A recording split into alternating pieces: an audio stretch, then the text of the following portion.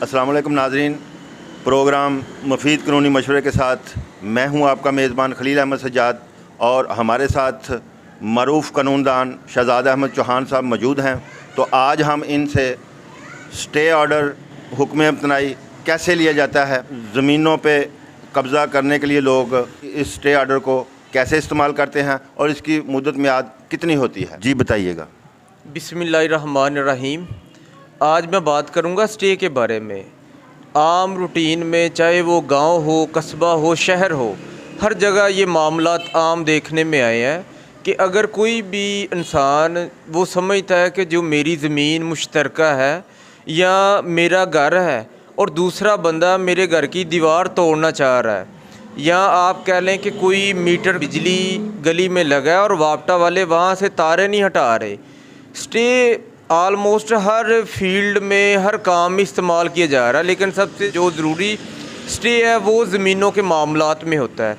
कि अगर किसी का भी घर हो 5 मरले का, 10 मरले का, और वो कहे कि दूसरा बंदा जो है मेरा घर फ़रोख्त कर रहा है और इसने फ़रोख्त कर भी देना है, तो उसे चाहिए कि वो स्टे ले। स्टे के लिए ज़रूरी है कि जो ज़मीन के कागज़ात हैं, फ़र्द वगैरह है, वो ले, साथ अगर घर है उसका बिजली का बिल ले, अपनी शनाख्ती कार्ड की कापी ले, फिर देखे कि वो जो जगह ज़मीन मकान उसमें कितने फ़र्द हैं, वारस हैं, उनके नाम, हर चीज़ लिस्ट वकील को मुहैया करे। और फिर अदालत में जो स्टे है इसका जो लफ्ज़ होता है, टाइटल, वो होता है दावा तकमील मुख्तस भी होता है। अगर हम किसी के साथ स्टाम्प कर लेते हैं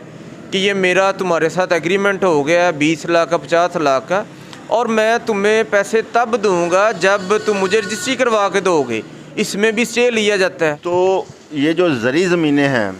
इन पर स्टे लेने का तरीक़ाकार क्या है, और जो रहायशी या कमर्शियल प्रॉपर्टी है उस पर ये स्टे लेने का क्या तरीक़ाकार?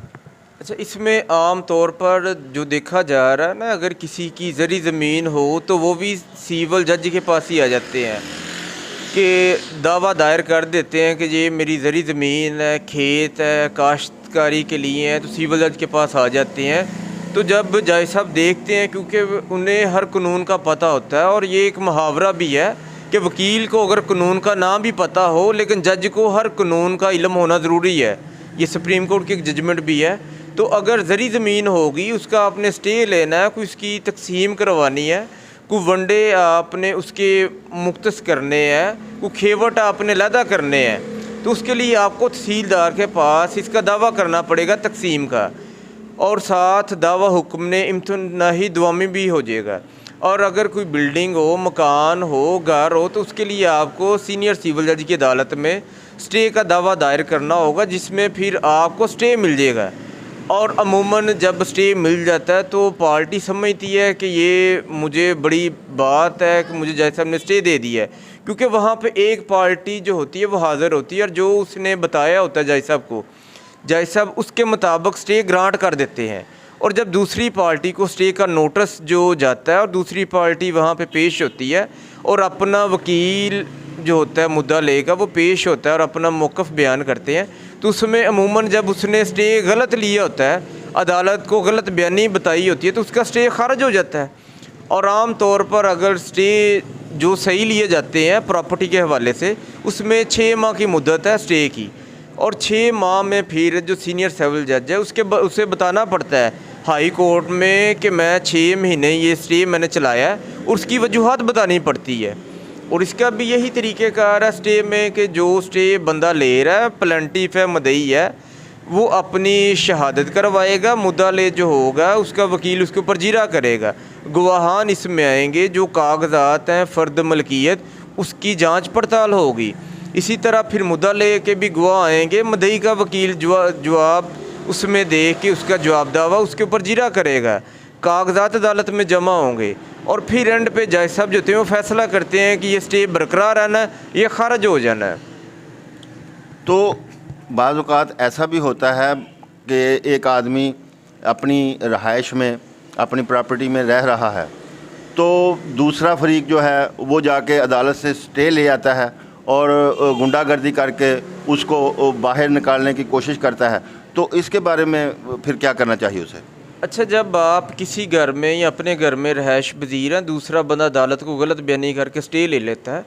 तो जब दूसरे बंदे को इसके नोटिस पहुंचते हैं और वो बंदा हाज़िर होता है और अपने सबूत, मलकियत, घर की तस्वीरें कि ये जनाब ये घर मैं इसमें रह रहा हूँ, ये बिजली का बिल मेरे नाम पे है, इस बंदे ने स्टे अदालत से झूठा लिया है, और जिसने अदालत से झूठा स्टे वगैरह या अदालत में अपने कागजात, बयान, शहादत गलत की होती है, अदालत उस मदई पे उल्टा कानूनी कार्रवाई करने की मजाद होती है। अच्छा, तो बाज़